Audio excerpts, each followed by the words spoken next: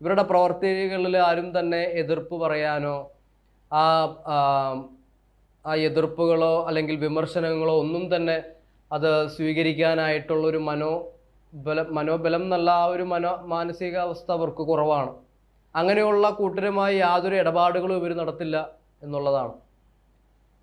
ഇവർ വളരെയധികം എന്താ പറയണ്ടേ, വിശ്വസ്തന്മാരും അതേപോലെ കൊടുക്കൽ വാങ്ങൽ കാര്യങ്ങളിലൊക്കെ വളരെ കണിശം വെച്ച് പുലർത്തുന്ന കൂട്ടരാണ് ഈ ചോദ്യ നക്ഷത്രക്കാർ.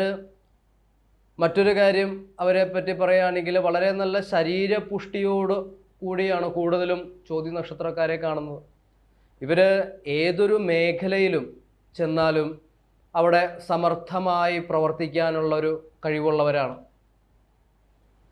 ഇക്കൂട്ടർ തൻ്റെ സ്വാതന്ത്ര്യം ഹനിക്കാത്ത രീതിയിൽ മറ്റൊരു കാര്യലാഭം ഒന്നും തന്നെ പ്രതീക്ഷിക്കാതെ സ്വതന്ത്രമായി സ്വയമേ ഇറങ്ങിച്ചെന്ന് ആർക്കു വേണ്ടിയും എന്തും പ്രവർത്തിക്കാനുള്ള ഒരു മനസ്സുള്ളവരാണ് ഇവരെന്നുള്ളതാണ്. എന്നാൽ തൻ്റെ സ്വാതന്ത്ര്യത്തെ ഇല്ലാതാക്കുന്ന രീതിയിലുള്ള ചില പ്രവർത്തികൾ, മറ്റുള്ളവരുടെ കീഴിൽ, ഒരാളുടെ കീഴിൽ പണിയെടുക്കുക എന്നുള്ളത് ഇവരെ കൊണ്ട് പറ്റാത്തതാണ് എന്നുള്ളതാണ്.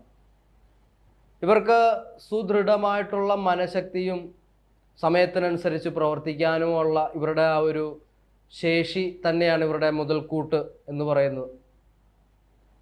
പലപ്പോഴും ഇവർ ഒരു എത്ര വലിയ വ്യക്തികളായിക്കോട്ടെ, എത്ര വലിയ മഹാന്മാരായിക്കോട്ടെ, വ്യക്തികളായിക്കോട്ടെ, അവരെയൊക്കെ തന്നെയും എത്ര വലിയ ആളാണെങ്കിൽ പോലും ഒരു പരിധിക്കപ്പുറത്തേക്ക് അവരെ ബഹുമാനിക്കുകയും അവർക്കടിയിൽ ഒരു കീഴാളനെ പോലെ ഒന്നും തന്നെ നിൽക്കാൻ